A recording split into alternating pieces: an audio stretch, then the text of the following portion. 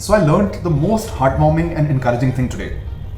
On the day on which I had given the call for the arrest of Narendra Modi and Amit Shah, I had announced that everyone should gather first at the Constitution Club of India. Now, for once, I thought that nobody came. But the thing that I learned today was that many people actually reached Constitution Club of India, but only because of information that they received that I'm not there and nobody else is there, they went back thinking something has happened. But many people, including lawyers, turned up and they wanted to together march to the PM house for the call for arrest.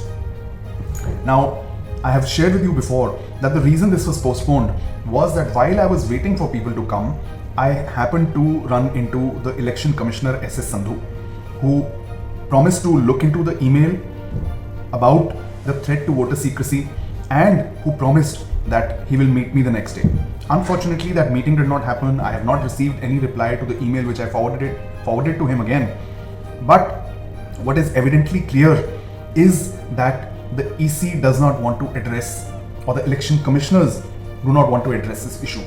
While waiting, I also had this thought in my head that while I'm taking this courageous, important, historic move, what will these terrorists do? And the thought that came was that obviously they can go to any extent, which I had given a warning to the Army General as well, to the President as well, to the Police Commissioner of Delhi as well. And those letters written to them have been acknowledged, at least by the Commissioner of Police.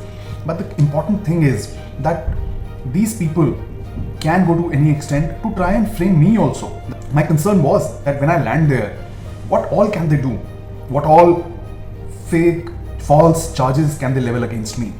And in the past, they have tried to do that. They have tried to frame me in a certain manner. I don't want to use that word, but they have tried to frame me in a manner due to which I have had to live a very precautious life. So one, that concern was there. Then also you see the coincidence. Few days prior to that call for the arrest of Narendra Modi and Amit Shah, I had also given a massive call for gathering at India Gate. Prior to that, there was a call for a gathering in front of the Supreme Court, at the Supreme Court, for the Chief Justice of India not listing the Manipur civil war matter for more than 4 months.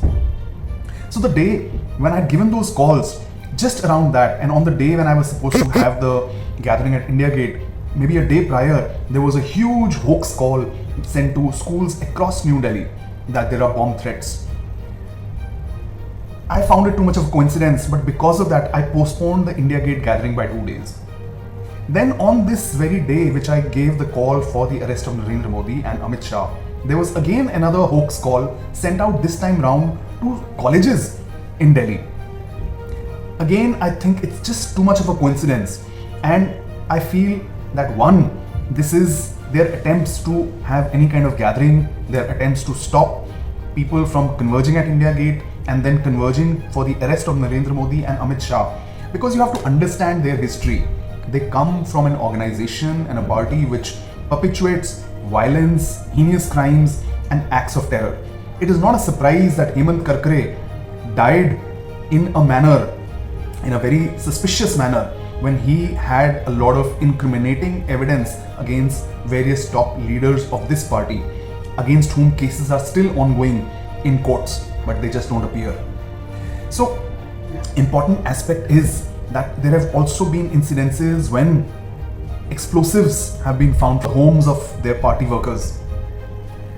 So we have to understand to what extent will these people, these criminals and these terrorists go to stay in power, to avoid being arrested and being held accountable for their crimes against the country, its citizens and humanity as such.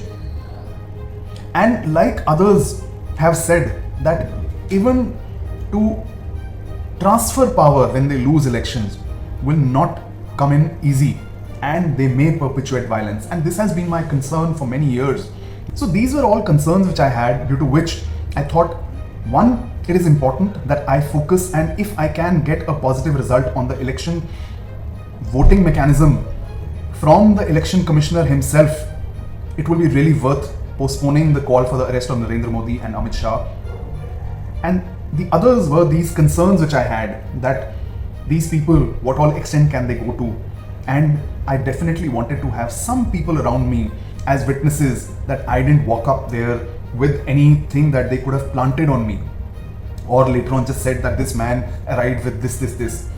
So because of all those things, a conscious decision was made to postpone, and today I had such a joy to my ears that people had actually showed up, and it was only because of not being able to find each other that we did not go ahead that day.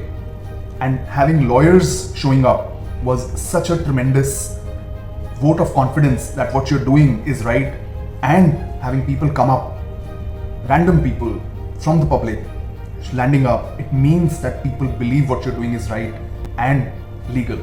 So very shortly, I will announce the new date for the renewed call for the arrest of Narendra Modi and Amit Shah. Stay tuned.